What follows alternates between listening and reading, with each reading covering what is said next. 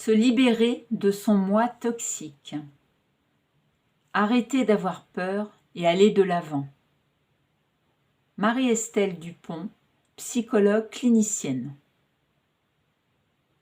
4e de couve. Vous n'avez qu'une vie et elle n'appartient qu'à vous. Rien ne vous oblige à la subir. Mauvaise image de soi, complexe d'infériorité dû aux influences familiales, emprise d'un parent négatif, tout cela forme ce moi toxique qui nous piège, nous fait opter pour de mauvais choix, pollue notre présent et peut boucher notre avenir. Mais alors, comment s'en libérer pour décider de vivre pleinement ? L'auteur, psychologue et thérapeute confirmé vous aidera à faire votre bilan personnel et vous donnera les clés d'une détox émotionnelle réussie grâce à cet essai enrichi de nombreux témoignages et d'exercices. Vous serez en mesure de vous prendre en main en étant à l'écoute de vos besoins corporels, de vos émotions et en pratiquant la méditation de pleine conscience.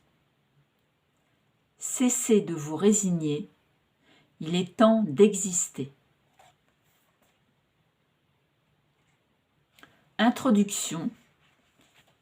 Qu'appelle-t-on le moi toxique ? Soyez vous-même, tous les autres sont déjà pris. Oscar Wilde.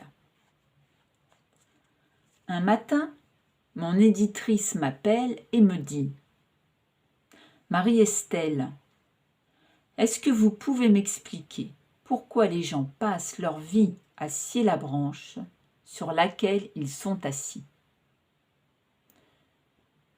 Eh bien, je crois que nous faisons tous cela parce que nous regardons vers le bas au lieu de regarder vers le haut et que ça nous donne le vertige. Et puis, en raccrochant, j'ai pensé que tant que l'on ne s'aime pas inconditionnellement soi-même, on se donne un mal fou pour obtenir des choses ou des situations que l'on sabote ensuite, comme si cela nous semblait impossible d'être heureux et de le rester. Pensées, croyances ou schémas négatifs, peurs infondées ou expériences traumatiques, voilà ce qui empoisonne notre existence, nous fait faire de mauvais choix, polluer le présent et bouche l'avenir.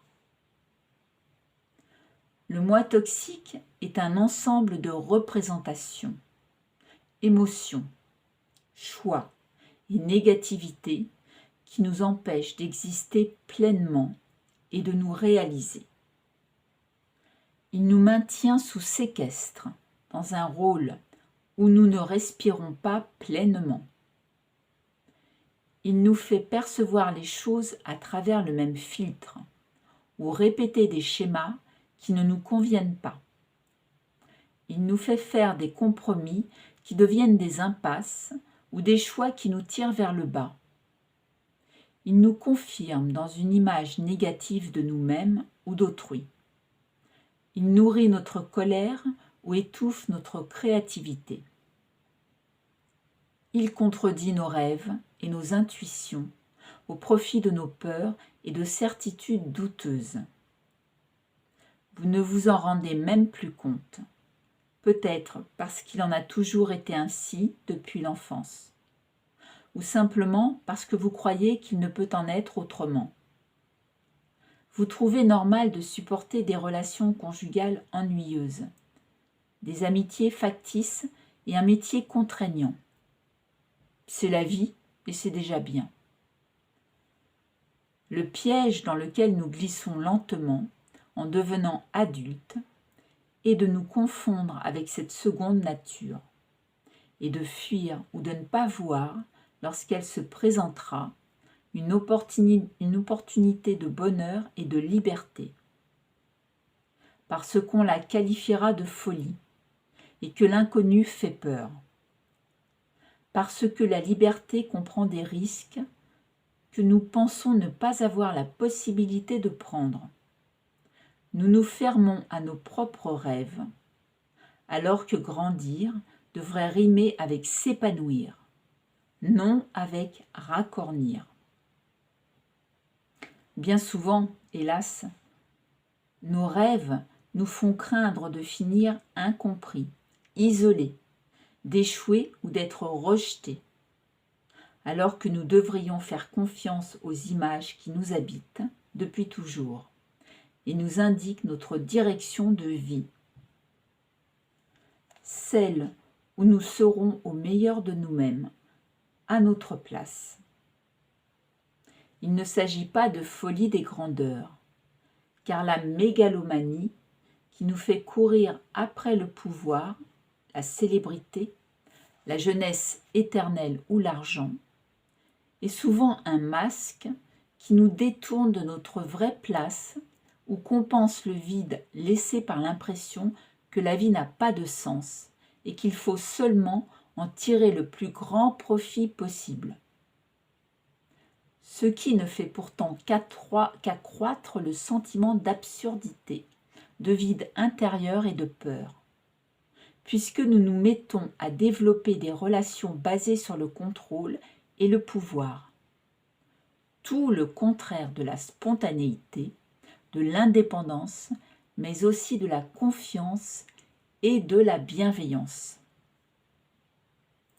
Un collègue et ami en difficulté dans son couple me demandait récemment comment je définissais la bienveillance. Je lui ai dit que la bienveillance, à mon avis, c'est ce qui fait la différence entre un contrat et un véritable lien. Il y a des contrats de mariage et il y a des liens affectifs. Il y a des contrats professionnels et il y a des liens professionnels. La bienveillance est rare, mais elle est le garant du respect et de l'honnêteté. Aussi fou que cela puisse paraître.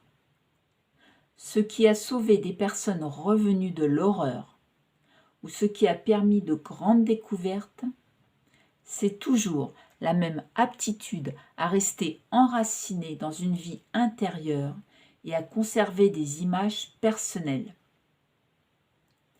L'indépendance commence par cette aptitude à écouter ses rêves, quelle que soit la réalité immédiate. C'est une chose très difficile aujourd'hui pour la plupart d'entre nous, parce que l'éducation ne nous l'a pas permis, parce que nous avons intégré les rêves de nos parents ou l'envie de les satisfaire, parce qu'il y a des contraintes économiques et sociales importantes, parce que nous sommes des êtres animés par la peur, autant si ce n'est plus que par le désir, et parce que nous sommes plus ambivalents que nous le pensons à l'égard du bonheur. Allons plus loin. Personnellement, j'ai commencé à jouir de ma vie le jour où j'ai cessé de raisonner par rapport à ce qui était pour me pencher sur mes idées intérieures, sur ce qui s'entêtait en moi depuis mon plus jeune âge.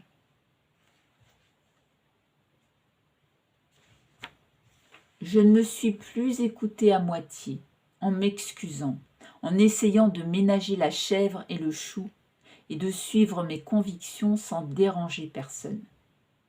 J'ai élagué ce qui ne me correspondait plus vraiment, considérant qu'il s'agissait d'un gâchis ne pouvant me conduire qu'à l'amertume et à la fatigue, et à donner mon énergie à des choses ou des personnes avec lesquelles le meilleur ne pourrait jamais se produire. Si nous gardons en nous l'image de notre rêve, le présent immédiat n'est plus qu'une contingence momentanée et non une limitation de l'avenir. Il n'est plus qu'une étape où nous sommes libres de semer ce que nous souhaitons récolter demain. J'étais alors dans une situation critique et les circonstances étaient pesantes. Maladie, enfants en bas âge, divorce, impossibilité d'exercer mon métier passion pendant un temps assez long. Pourtant, j'étais sereine et heureuse. Car, à partir de ce moment, j'ai pu recréer ma vie, dépasser les drames, me relever des coups qui m'avaient mise KO, me détacher de tout ce à quoi je m'obligeais à donner de l'importance, alors que cela ne m'intéressait pas du tout. En fait, je n'ai plus rien attendu de quiconque, et surtout pas d'être rassurée. Je me suis contentée de ne pas mépriser mon rêve et d'accepter d'être vivante et de me transformer en ne conservant que ce que j'aimais. Cela voulait dire accepter d'exister, de m'écouter, de respecter mes besoins et mes choix, ce qui n'était pas naturel pour moi. J'encourageais mes amis et mes patients à le faire, mais, quant à moi, je sentais bien que je balbutiais au moment de jouer ma partie.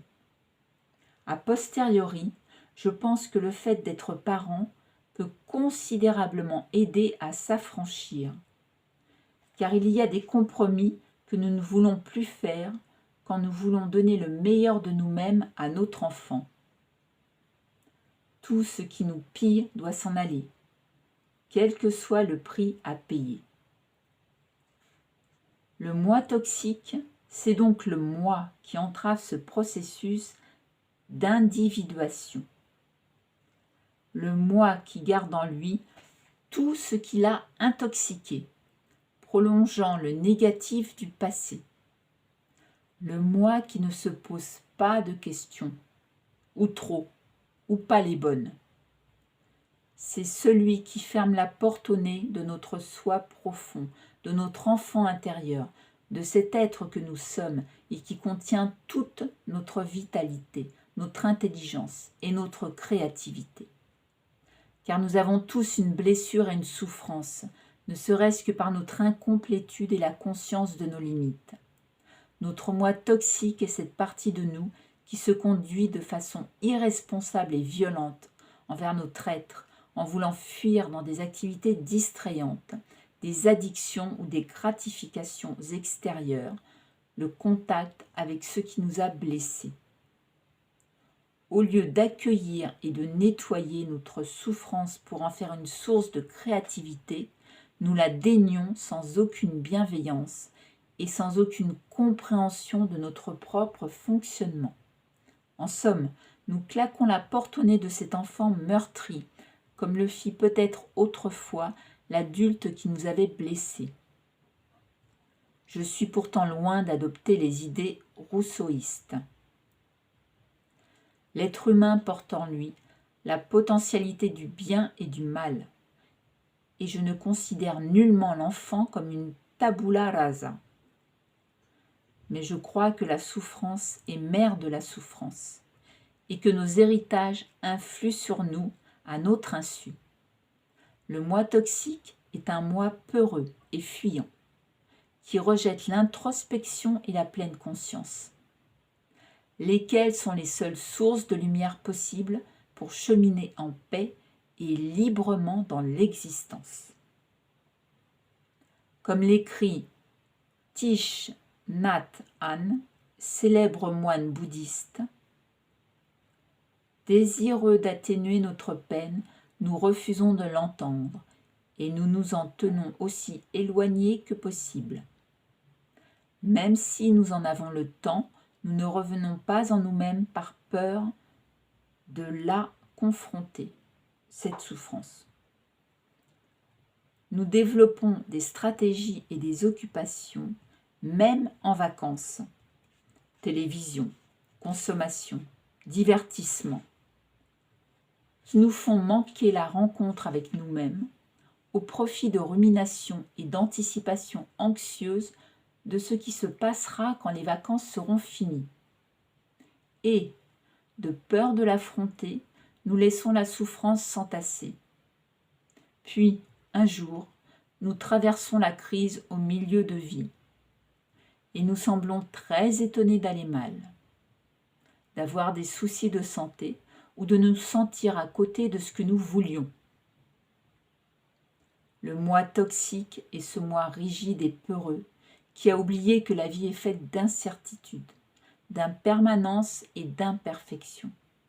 C'est un moi qui nous empêche d'être enracinés en nous et de préserver en nous l'enfant ouvert à la vie.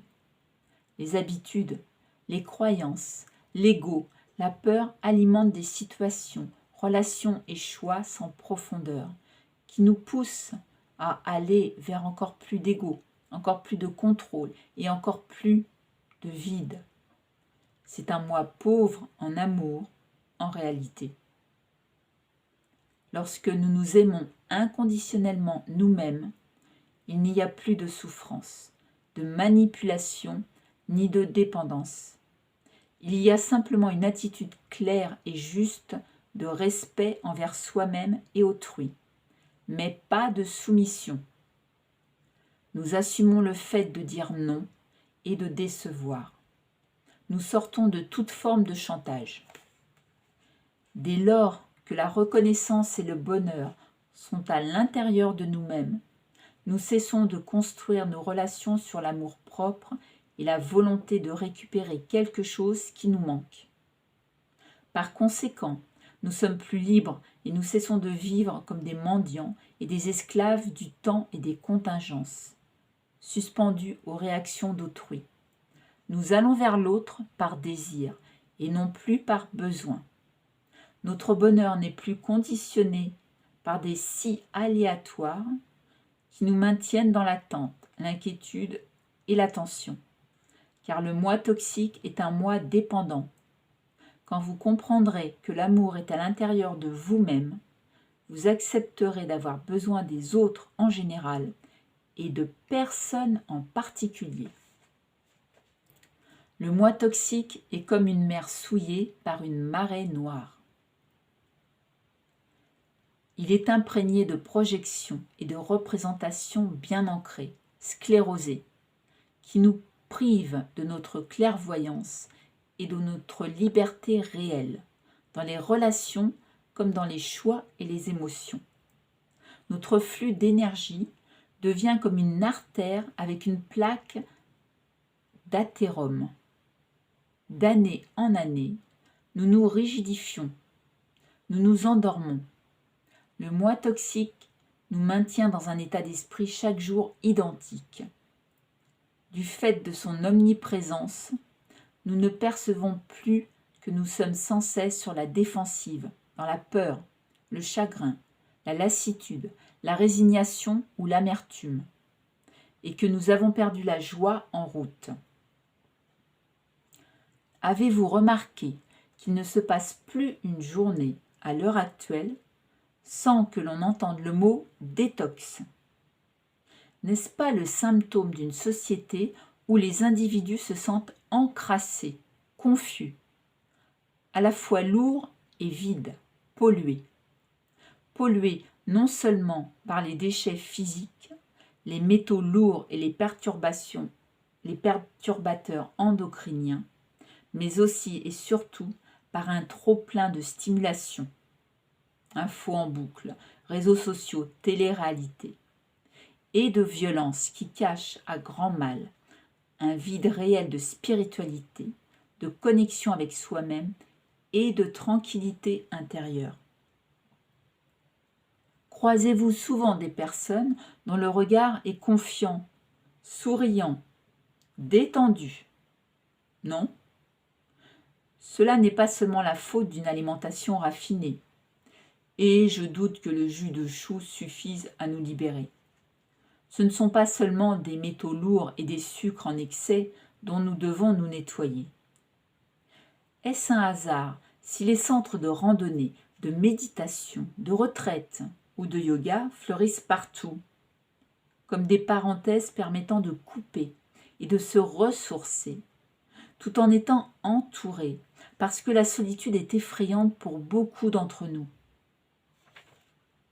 Nous accordons si peu à notre être intérieur que bien souvent nous sommes soit plongés dans un rôle, excités, soit vides. Nous avons perdu la lumière en route.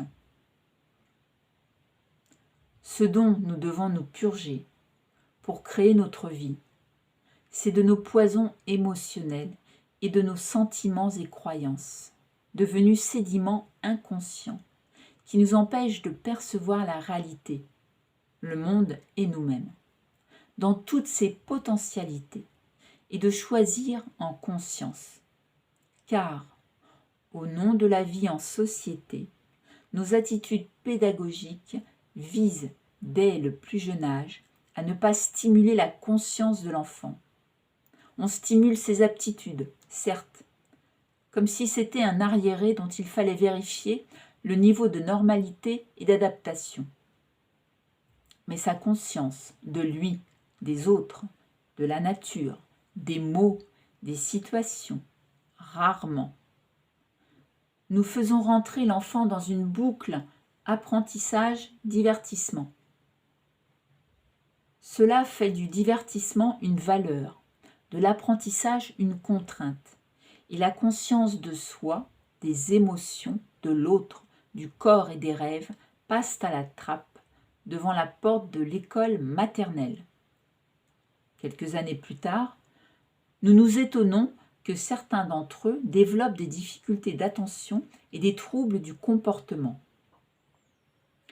Mais si nous ne nous dépêchions pas de nous couper de toutes les bonnes choses présentes en nous à l'état de nature, la socialisation se ferait peut-être plus facilement et les apprentissages seraient plus agréables.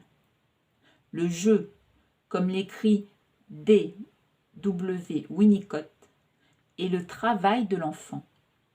C'est dans le jeu que se constituent les repères identitaires et relationnels, le respect des règles et la canalisation des émotions et des pulsions.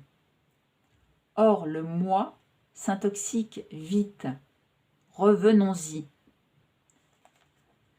L'autre nom du moi toxique est l'ambivalence, que j'ai nommé plus haut. Tous les conflits intérieurs non résolus sont nos saboteurs internes. Par ambivalence, j'entends l'opposition entre notre conscient et notre inconscient. Par exemple, je veux faire ceci ou cela, mais j'ai peur d'échouer. Je me sens coupable. J'ai peur d'être déçu ou jugé. Cette opposition peut prendre 1000 visages. Consciemment, je veux réussir, mais inconsciemment, j'ai peur de dépasser papa. Donc je réalise de grandes choses, mais je finis par me faire escroquer. Je veux faire du théâtre, mais j'ai peur qu'on se moque de moi. J'ai envie d'aimer, mais j'ai peur de perdre mon temps ou d'être trahi. Le moi toxique est un moi confus, où se mélangent non seulement moi et l'autre, le présent et les figures du passé, mais surtout en nous-mêmes les vrais désirs et les envies compensatrices. Le soi et les rôles, l'être et le paraître, car nous voulons être ce que nous paraissons. En réalité, la tranquillité arrive quand nous paraissons ce que nous sommes. Cela ne fait pas fuir la réussite.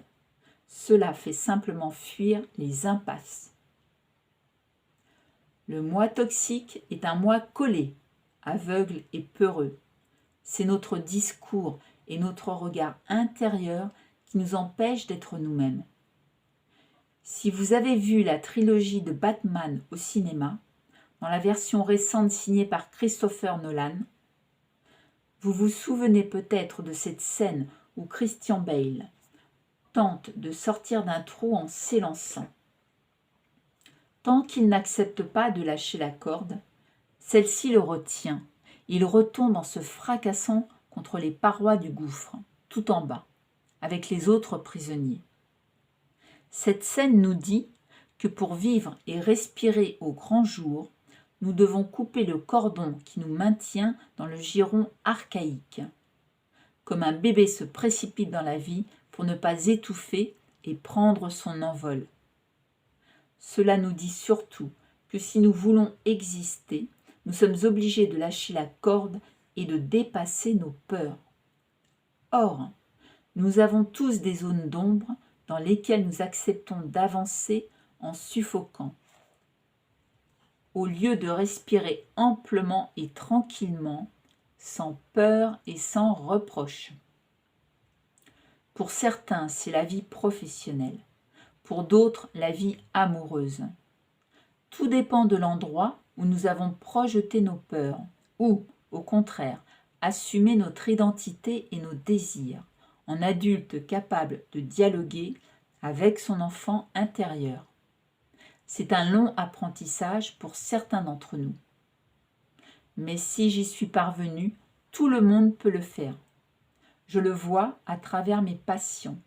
Ce n'est pas une croyance, c'est un constat. Le moi toxique est le moi qui refuse la réalité intérieure, mais aussi extérieure, dans sa nudité. Le moi qui préfère nier les évidences et s'épuiser à refouler et à fuir la souffrance, en répétant les violences subies sur soi-même ou sur ses proches, plutôt que d'accepter et d'accueillir ce qui est. Cette attitude génère une immense énergie de compréhension et de transformation. Le moi toxique vous fait dépenser chaque jour 90% de votre énergie pour maintenir l'écart entre ce que vous êtes vraiment et le rôle dans lequel vous ne faites que vous adapter en vue de résultats censés vous rassurer et vous valoriser. Car lorsque la cloche a sonné, vous vous sentez simplement excité, hors de vous, puis vide de nouveau. Et il faut recommencer encore plus fort. Cela veut dire que votre drive n'est plus la passion et le partage, mais le manque et la fragilité de votre narcissisme. Quant à moi, j'aimerais que vous parveniez à vous aimer de manière inconditionnelle, quoi qu'il arrive, sans pour autant être satisfait, bien sûr, mais en tout cas plus apaisé. Tant que vous ne réduirez pas ce clivage, vous vivrez à côté de vous-même, vous contentant de satisfactions extrêmement décevantes, éphémères et superficielles, que ce soit d'un point de vue affectif et relationnel ou dans l'accomplissement de vos potentialités intellectuelles et créatives. Plus vous chercherez à cloisonner et isoler les choses au lieu de travailler à réunir et aligner vos différents plans, plus vous vous sentirez vide, fragmenté, facilement fatigué ou irrité. Or, cette énergie peut être transférée. Elle est toute disponible pour créer votre vie, une vie où vous serez sans cesse en communication avec vous-même et où, sans rien faire de particulier, vous rendrez impossible la manipulation par autrui ou la dépendance. Vous découvrirez alors cette source intérieure et inépuisable qui est la joie de vivre, quoi que fasse autrui. En fait, vous vous ficherez bien de ce que fait autrui, car de façon fluide et naturelle, vous vous repositionnerez toujours à la bonne distance de chaque personne. Il n'y a plus de moi toxique quand nos actes, nos pensées, nos choix et nos convictions sont alignés. S'il n'y a plus de moi toxique, il n'y a plus d'emprise possible de la part de quiconque. Donc, il n'y a plus d'autres toxiques, parce que nous n'accordons plus à qui que ce soit le pouvoir de nous faire souffrir. Accorderez-vous encore à qui que ce soit, y compris vous, le pouvoir de vous torturer ? Non, la souffrance fait partie de la vie, mais il ne s'agit pas d'aller la chercher. Le moi toxique est celui qui prolonge le passé et empêche l'évolution et l'ascension. Vous êtes votre corps, vos émotions et vos pensées. Il vous faudra donc démanteler le corps de souffrance, les émotions qui vous limitent et les pensées qui vous bloquent. Marie-Estelle Dupont.